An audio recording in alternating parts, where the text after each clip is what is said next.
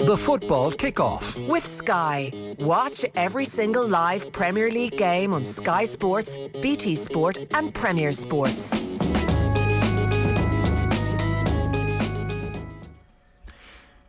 Welcome along to the football kickoff with Sky. All the football you love in one place across Sky Sports, BT Sport and Premier Sports. I'm Phil Egan, delighted to welcome to the show David Connolly, and Aisling O'Reilly is in studio with me as well. Aisling, looking forward to this weekend? Yeah, exciting weekend for sure. A tough one to call between Real Madrid and Liverpool. Definitely a tough one to call, but I think it's going to be close. It's going to come down to the wire. But very excited, yeah. Yeah, David Connolly is joining us as well. Now, at the moment, David, I can see you, but I can't hear you. For some reason, I'm getting a different feed in here, so just bear with me while we get this sorted out. So we got David sorted out now. I'm currently hearing a feed of different person. Kenny, yes, he's coming through. Yeah, he's telling me to move on. David, you should be able to hear us now. I can, yeah. Good morning, everyone. Yeah. Let's get straight into it. We've done a poll. Who's going to win the Champions League final? 54% say Liverpool, 45% or 45.1, 54.9 for Liverpool, 45.1 for Real Madrid. But it really is that close. I think anyone that says who they think is going to win with confidence might be telling a few fibs, David. Yeah, I think you're right, because kind of as Aisling was saying, the excitement building around the game. But when you're facing Real Madrid, right, you obviously you never know, because even when they're not at the best, as we saw in the semi-finals, they managed to find a way. The only thing I'd say on that is, at some point, do you think that might run out? Not necessarily luck, but being able to find a way so often, or is that the hallmark of being the side that they are?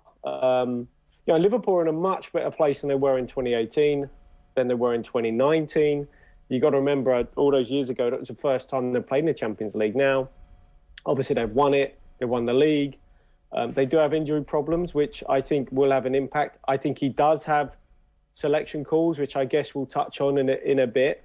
And I think they're I wouldn't say much stronger side, but I think they're a lot stronger than the Real Madrid. And I think, as long as they get a couple of positions right, and in terms of when they don't have the ball, who they're marking and tracking, I think Liverpool will win this. I'll be with the 54%, I think.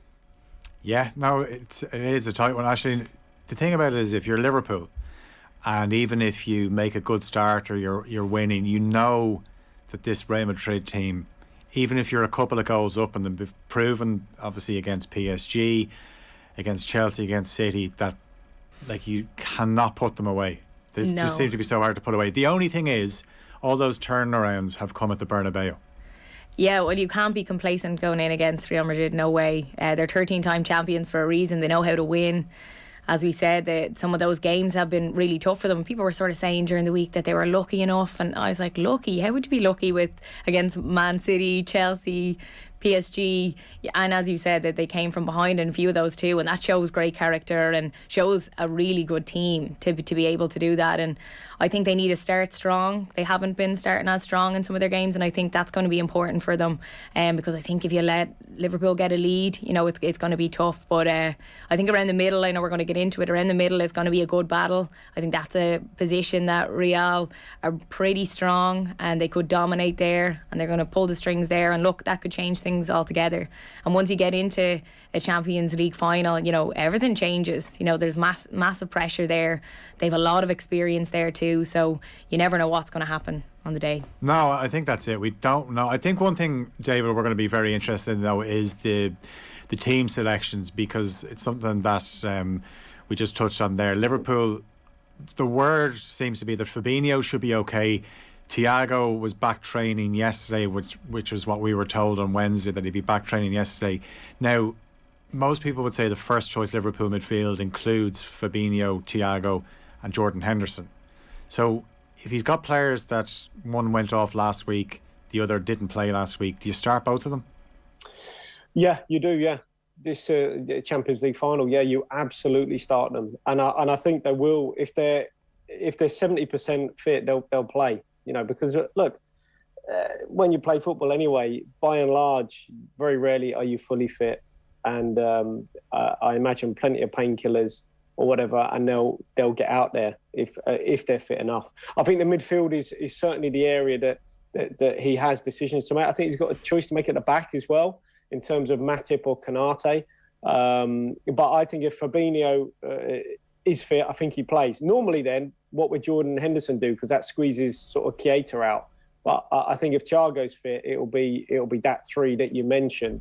And I think they're going to be needed, because certainly the likes of Vinicius, up against Trent might be a battle that they'll have to win. But likewise, if Diaz starts, Chelsea altered their team in the cup final to try and compensate for stopping Luis Diaz by playing Reece James almost alongside Chalobah.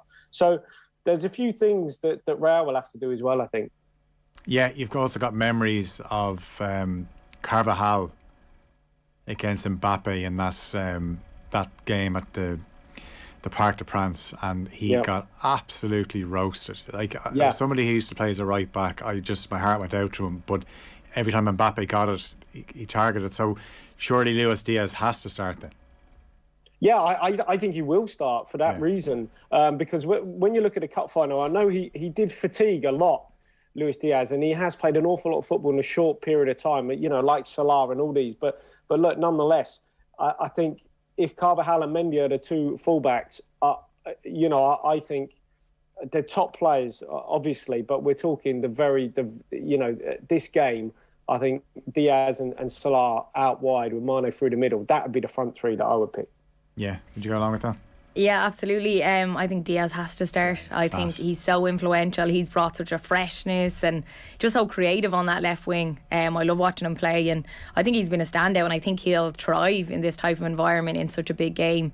And I think he deserves to start for sure. And he plays off Mane and the likes of Mo Salah up front. He plays off them quite well.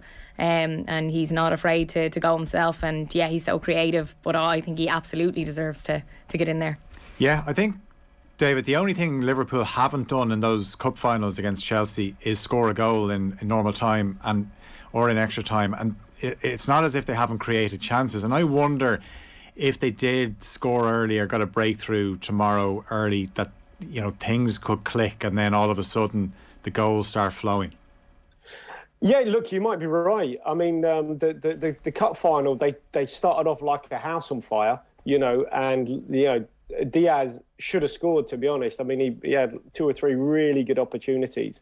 But yeah, if they got that early goal, that would change. I mean, what you would say is in the league, they haven't done that themselves. They've often had to come from behind, and they're just grinding out the victories, which is one thing. But he has to get it right at the back. As much as the attacking talent, who's going to be best up against or helping out with Benzema down through the middle? Is it Konate or is it Matip? Because Konate's got that extra bit of pace to help on Vinicius' side where Trent is. But, would you put him in a game like this? I know he made an error against Wolves. It's a really big call because he's been brilliant in the Champions League. He's come up with goals against Benfica, goals against City. But Matip's been his number one. So I think that is I think it's a bigger call than you think, because I think his pace will help with Vinicius. It's just whether in such a game he would not play Matip, which is it's a tough one to call. It is, yeah. But I suppose actually it's a sign of how strong Liverpool are now in central defence that Liverpool fans would be happy, I think, with either. If it's Konate or Matip, whereas you think of last. Well, yeah, I think they would, but the only thing I'd say is he played Konate against United at Old Trafford, whenever it was. Yeah, and he came in to help out with the pace down Trent's side, but obviously Vinicius is Vinicius is the very peak of his powers, right? This is a player, he's like a Diaz, but he's probably ahead of someone like Diaz at this moment in time. He's incredible. So do you need his pace beside him? I just wonder, has he? People will say, has he got an error in him? That might be and he's not maybe as accomplished on the ball as Matip. So you're kind of, you are losing a little bit with the ball. It's a big call at the back, Yeah, it's a good problem to have. I probably would have Matip, but it's a brilliant problem to have. Like, you need that impact off the bench. We've seen it time and time again, playing a lot of game time, so that they'll obviously, you know, want to see who's at their best for this Champions League final. But no, I think Klopp knows what he's doing. You know, he's got the results so far, and I think for me, I would say Matip, but it'll be a close call. But I'm sure we'll see both anyways at some point. Yeah, well, in fairness to Konate, he's come on in extra time. He replaced Van Dijk in the cup final as well, but the guy is still 22. It just shows how good a season he's had, David, that the fact that we're even talking about him starting the Champions League final. But he probably will go with Matip. Matip, obviously, you know, his experience, he'll know how to play Vinicius Junior. But it's it's definitely, there's two areas if you're a Liverpool fan tomorrow when the team comes out, you're looking at who gets the nod at centre half and who's the midfield three.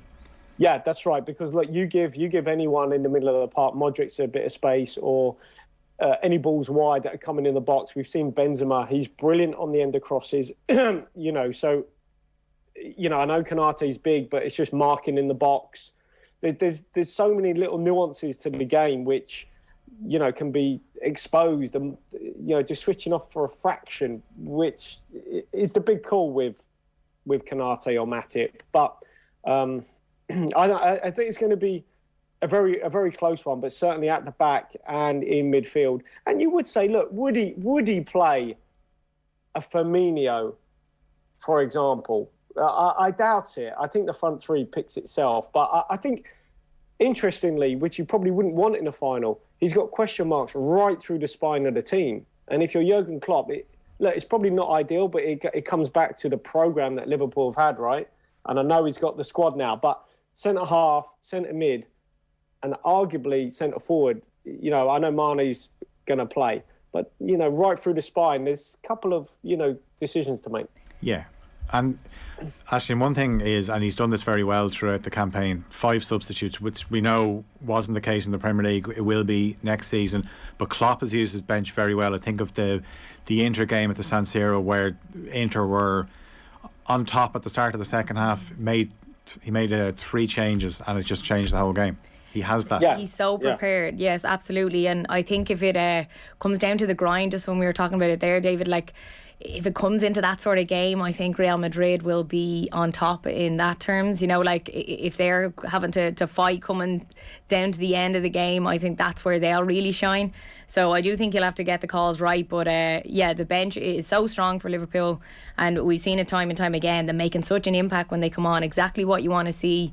And I wouldn't be afraid of how it's going to line out. I think he knows exactly what he's at. But it is going to be interesting to see how it does pan out. Yeah, you know the other thing, Phil and Aisha, I'd just say just quickly. One thing I noticed from the cup final, the FA Cup final to the League Cup final, right? When it went to penalties, because I worked at both, I was at the game, and I said, "There's no way this will end up 11-10 or on pens." Both teams were out on their feet, and you know they've had a the turnaround in games, playing more or less every 3 days, right? If it does end up in extra time and penalties. I mean, I know Jurgen Klopp has complained about this, and there is something in this. Real have had 8 days since their last game, and prior to that, he had the luxury, I think, against Cadiz or Betis, of resting quite a few. You know, I think he played his strongest team against Betis to warm them up, but they had 8 days break. You look at that cup final, they're out on their feet. There was no way that was going to go down to number 10 or 11, you know, and I said it on the radio. You were just looking at the body language. They were kind of spent, and you knew that it wasn't going to end up like the freshness of a February time. And you come down to this time and you just hope it doesn't go against Liverpool's way because of, you know, they've had such a draining season, you know, fighting on 4 fronts. Yeah. Well, it's one last push, really, and I suppose it would. They obviously ideally want to get it done in 90 minutes, but who knows? It could go to extra time. We've been talking a lot about Liverpool, but let's talk about Real Madrid, because talking about impacts, one player that could have a big say in tomorrow is Camavinga. He was unbelievable when he came off the bench against Manchester City.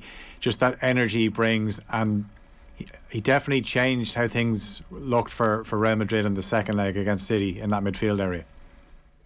Yeah, and I think we discussed this on Off the Ball on a previous show that Carlo and his quiet leadership, you know, turning to the bench and asking the bench, asking Marcelo, and I think he was talking to Toni Kroos, wasn't he, at the time, who should I bring on? Or what's your thoughts? Who to go with? And, you know, the subs, whether it's Rodrigo or Camavinga, you know, they've had a great impact, as you'd expect, right? But this is Real Madrid, you know, so they should. So I think both sides have got the strength in depth. You'd maybe, it's hard to say who's got a deeper squad, a better squad. I think Liverpool have, but certainly the subs from Real, you know, obviously really did the trick in the semi-final. But you kind of expect that, right? I mean, Bale probably, there's talk he's in contention. Is he going to get a shot? You know, Hazard? No, I doubt it. And they're the players that probably not even going to, you know, get any minutes on the pitch. Yeah, we haven't talked about the main man, Ash. Karim Benzema, obviously. Oh my God, unbelievable. What a season he's having. Yeah, so you just know how good he is movement-wise. How do you keep him quiet for...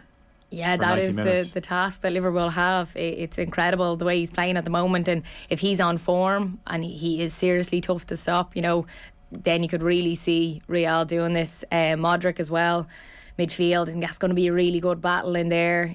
He pulls the strings, and I think a lot of this will come down to experience. And I know that's easy to say, but you know, when you're 13 times in finals, you know, obviously under Zidane it was 2016 to 2018. They have this experience and they know how to win in these finals. So I think that will come down to it as well. You know, it's a big stage, but I think if there's an area that Real are a bit stronger in my view, I think it's that midfield area. Yeah, I think as well, Dave, one thing Real don't do is they don't lose European finals. You have to go back as far as the 81 final, which incidentally was against Liverpool in Paris. So maybe it's written in the stars for Liverpool. Who knows? But we touched on it with Vinicius Jr. That is going to be the area they're going to be targeting. It's not that he's going to...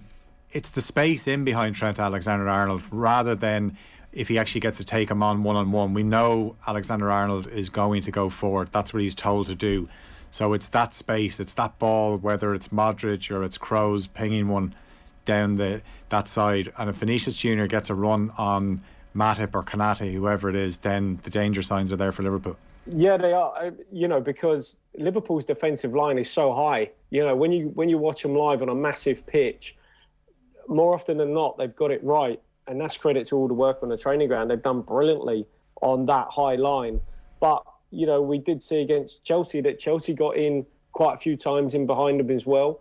And that is one area that they'll be looking for. Look, they're not blessed with pace, Real.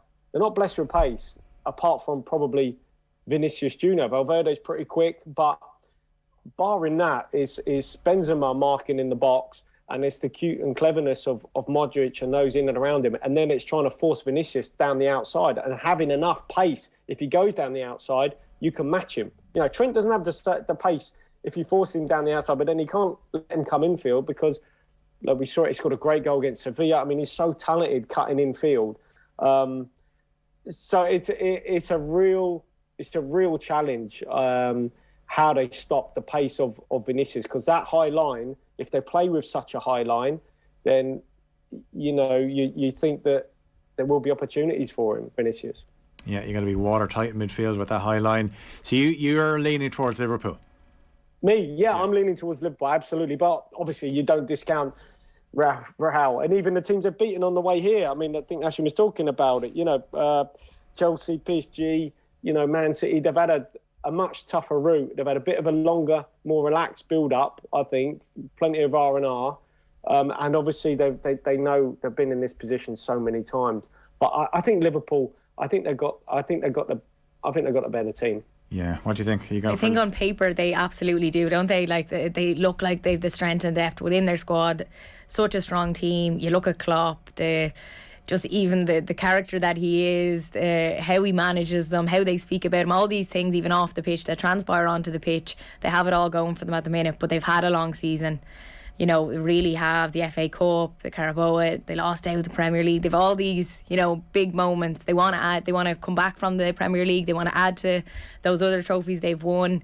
But yeah, it just worries me, the experience that Real would have. But it definitely will come down to the wire. And I think I will go, Liverpool, just about. Wouldn't be surprised if it went to penalties again. God, I don't know if Liverpool fans will be able for a third penalty shootout of the season. You're listening to the football kickoff with Sky. All the football you love in one place across Sky Sports, BT Sport and Premier Sports. Now, obviously, for a Champions League final, there's a lot of pressure, but it's a different type of pressure that we're going to see at Wembley on Sunday, David. Nottingham Forest against Huddersfield, the Championship playoff.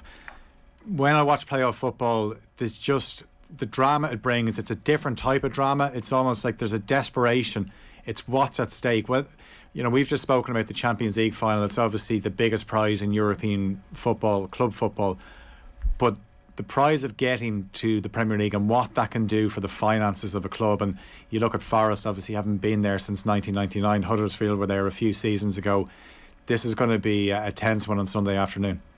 Yeah, and I'm gonna be there. So you know, it's a game that you're there, and it's one to enjoy, and it certainly is if you win. But I've been on a losing team in a playoff final, and it is horrible. And you know, they can be tense affairs, as we've seen. You know, sometimes the side that finishes highest in the league, as Huddersfield have, don't always get through. You know, last season they did. Brentford were brilliant. This one is much more even. I feel Forest have got one of the best young players in the league in Brennan Johnson. He's absolutely outstanding, and they're quite a young side up against a Huddersfield team who, you know, I watched them in the semi-final against Luton. They ground it out. You know, their wing backs, especially Harry Toffler, is a real threat. And it's a really tough one to call. I think for the romance, you'd want Forest to go up, right? You know, because of their storied history and everything else about Nottingham Forest. But you just don't know. What I would say, Steve Cooper's done a great job. Stephen Reid is there, you know, and I was talking to Stephen at the semi-final. And you know, he was in great form, really enjoying himself under Steve Cooper. Yeah, they play with loads of freedom, and they just go out and express themselves and enjoy themselves. And I don't think they'll change for the final. Yeah, as David touched on there, Aisling, it's like almost everybody wants Forest to get in, and I wonder how that affects Huddersfield. Is that like the siege mentality where they think we're going to prove a few people wrong here? Absolutely, it's like any sport, you know, when everyone jumps on the back of one team, because as we said, the romance of it all, it would make a great story. Like 170 million is what could be on the line here for the club. Yeah. Like that is incredible amount of money, you know, for a club like them to any of them to achieve. You know, it'd just change everything completely. Like you said, the passion, the excitement that comes with the playoffs is brilliant. I love waiting for it. And yeah, it's a hard one to call. You know, it's their fourth meeting between the two of them. Forest won twice, Huddersfield won once. So in the previous three encounters, so it's going to be a tight one to call. But yeah, I'm unsure. Yeah, what about you, Phil? I don't know. It's a strange one as well. A Sunday. I don't remember playoff finals being on a Sunday, David. I remember the Monday one, obviously, because you know we used to get home from school in time to watch it. Then it got moved to Saturday. I can remember the season that Derby beat QPR, QPR beat Derby. It was the same day as a Champions League final, and they kind of were going down that route. But the Sunday afternoon is a different one. To be honest, I think that the kickoff time is awful, and as it was for the FA Cup final, I thought that was a dreadful kickoff time. If you're a player, you don't mind. I think you like an early kickoff. You know, you don't mind a 12:30, get up, have your breakfast, go and play. 3 o'clock, you can understand. You're used to it your whole career. Evening kickoffs, you used to love because you could do your normal routine, have a little rest in the afternoon and go again. But, you know, 4:30, 5:30, whatever the cup final, dreadful time as a player. You're hanging around all day until eventually, you know, your meals are all messed up. It would be the worst time that I would want to play at. And you've got a long build up to it, you know, and you're killing a lot of time. So for a player, I don't think it's ideal. I don't quite understand it, but, you know, it's difficult. I know Huddersfield have gone to Portugal. I think they went there last time they went up. So trying to have that little bit of a routine, whereas I guess Forest haven't had that in such a long time. And despite, I think it's only Jack Colback, maybe Steve Cook, sort of on the wrong side of 30. Quite a young team, you know, don't quite have that experience of necessarily playing at Wembley and success. So, yeah, look, it's a tough one to call. Yeah, obviously Steve Cooper will be looking to make up for what happened last season in the playoff final when he was Swansea manager. But let's talk about the other manager, Carlos Corberán, who he's done a fantastic job, David. This is a guy that was on the Leeds coaching staff. Bielsa highly rated him, which is always a nice endorsement to get, because when Bielsa trusts you, you know that you know you're doing something right. But he's kind of just come in there, and maybe the Huddersfield fans were scratching their head at disappointment, but he's proved a lot of people wrong this season. Yeah, I mean, I saw them against Brentford. I remember he was like Jurgen Klopp on the sideline, berating his players almost all games, so demanding of them. His body language, you could tell that he wants the game played and he's meticulous in his detail. I think, some big managers have helped their staff get jobs, and sometimes it's worked out, in terms of, I don't know, Alex Ferguson putting a word in or wherever it may be, and then a particular coach gets an opportunity at a club maybe they wouldn't have got. Now, maybe he had that with Bielsa. He had that association with Bielsa. That might have helped him get the job at Huddersfield. The turnaround has been incredible. They were, 6 points off the drop last season. They don't have a team of superstars whatsoever. I mean, a lot of people probably can't name that many of their players. I mean, one of them, Sorba Thomas, they signed from Boreham Wood.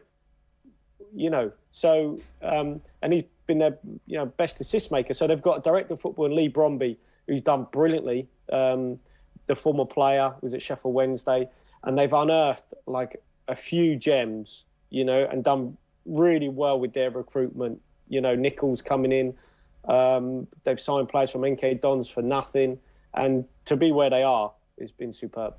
Yeah, I know we're running out of time. Just before we go, another European trophy for Jose Mourinho. David, 5 wins from 5 in European finals, beat your old club Feyenoord in the final. And a lot of people wondered when he got that Roma job, what could he bring to the table, because they're still a fair bit off the main clubs in Italy, the 2 clubs in Milan. Obviously Napoli were ahead of them as well, Juventus. But I mean, by all accounts, looking at the parade going through Rome the last couple of days, the fans have certainly taken to Jose. They have, but I've got a bit of beef with this, because if you watch the game, right? I mean, you are talking chalk and cheese with these two clubs at the minute. I mean, Feyenoord are feeding off absolute scraps, and Roma can bring on Spinazzola. Yeah. I mean, and then I listened to the halftime analysis, and it made my blood boil, because they were saying, Feyenoord are running around like puppy. I don't know what game they were watching. To me, Feyenoord were fantastic, but they were just devoid of a few positions, and they'd done so well to even make that position. They made the whole game. They dominated in every regard. They just didn't score, and they got done because they're probably one centre-half short of being a really good European team. Other than that, there was nothing in the game. Nothing in the game. No, I think even watching the second half, I'd be surprised if Roma strung 5 passes together. They were quite happy just to knock it long to Tammy Abraham. And exactly. And Senesi from Feyenoord, he shut out someone who'd scored 27 goals. He didn't get a kick. And everyone spoke about Chris Smalling. I mean, the bias I found, I had to keep, I've had to keep my lid on it until now, because I found it really unfair for a club that has got peanuts, really, to even get to that level and be so close, and have basically nothing compared to Roma, who just parked the bus, and with one ball, one error from the defender, they scored a goal. I mean, and then everyone was like, Mourinho's a genius. And anyway. That's my rant over. Well, look, you're obviously still very attached to Feyenoord. Just on Feyenoord and Dutch football, Erik ten Hag did his first press conference as Manchester United manager during the week. And look, I don't even know. He would have been playing in the Dutch top flight around the same time as you, David, but I'm not sure if you remember playing against him, what he would have been like as a player. But certainly he's an impressive manager. He's got a big job on his hands. So when he gets those United players in, you think about when you've played for certain managers, how important is that first meeting with the players when he gets them on the training ground? You obviously you want to basically show them who's the boss, but also that you are good enough to be at a club like Manchester United. Yeah, well, look. Obviously, I think they've had the experience of employing a Dutch coach before. They've had Dutch people in the background. They've had, Dutch recruitment staff, Dutch players. It's a road that United have travelled down before. I think what they're looking at is Ten Hag as a tactical man, a technical man who's normally Dutch coaches. They coach. They're on the pitch. They're on the training field. He'll be like a Pep Guardiola on the training pitch. He won't be like a Jurgen Klopp who maybe has a throwing coach. He has Pep Lijnders, who's Dutch, taking his training, and Jurgen oversees it. Erik Ten Hag will be on the pitch, coaching the players. And, I guess what United are hoping is that the money they've outlaid, someone is going to coach them on a training pitch to be better than what they're showing at the minute. And I can't recall playing against him. I probably did, but obviously he's got a great reputation. The challenge is obviously a club the size of United and everything that goes with it, because it's not just what you do on the training pitch. There's everything else associated with that football club, which is why Sir Alex Ferguson probably didn't take the coaching, because there's so much to do when you're manager of Man United. You have to delegate and have your staff in and around you. He's brought Steve McLaren back. That's quite interesting, but it's going to be fascinating how that goes. It's going to be fascinating. Yeah, certainly will, actually. They're never out of the headlines. So, no. If they have a good result, then, everything's positive. But as soon as there's a bad result, it just seems that it reverts back to a default. But the guy has to be given time. He has to be given time. It is going to, it's not going to happen overnight. And I think they just need a bit of that passion back in the club, what we all know Man United to be. We just haven't seen it for so long now. And it's sad to see that it's gone that way. So I think, as you said, Phil, when he arrives and he has that first training session, the players need to buy in. They need to, back him. They need to get an understanding, because all of that transpires to the pitch, and you see that in the terms of how they'll play, all of those things. So I do think they need to back them, they need to buy in, and they need to want to be there to show the passion for the jersey again. Yeah, there's some of those players that have let previous managers down, David. I wonder, is Ten Hag just going to be ruthless with these players and just say you've no future at the club? Because there's a lot of players there that probably would have been shown the door 2 or 3 years ago. Well, yes. The only thing I'd say is you look at maybe how Antonio Conte has gone about things at Tottenham. Has he been ruthless with those players he inherited? I think he's given those players there a fair crack at the whip and then brought in a couple. I think Thomas Tuchel, everyone thought he would be ruthless and get rid of loads. He's given those players there more than a fair opportunity. So I don't necessarily think they'll just be thrown aside, because that would be poor coaching and poor management anyway, because everyone should start with a clean slate. But if certain players don't fit your profiles, then they're not going to play. If he wants a quick ball-playing centre-half, probably, Harry Maguire can play with the ball, but he's not maybe quick. So I don't know. He'd be the obvious one they might look at. But then they might alter their playing style. If he wants a deeper defensive line, Harry would do the job. If he wants a high defensive line, it's going to be a problem. So I guess we won't know. We don't know exactly how he's going to go about his philosophy until he's there, I guess. Yeah, it's going to be a fascinating watch next season. That's us. We've run out of time. So, David, thanks a million for throughout the season, and enjoy tomorrow night's game. Enjoy Wembley on Sunday at that 4:30 kickoff. Yeah, I'm sure it's going to be. It's all right for you. I mean, you don't. You can plan your day around, and I can have breakfast, lunch, and a snack. Yeah, no problem. Absolutely, you'll have a great time. Yeah, Aisling, enjoy the games over the weekend, and everyone, thanks a million for tuning in throughout the season. And as I said, enjoy the football over the weekend, because we are in for an absolute feast. All right, take care. The football kickoff with Sky. Watch every single live Premier League game on Sky Sports, BT Sport, and Premier Sports.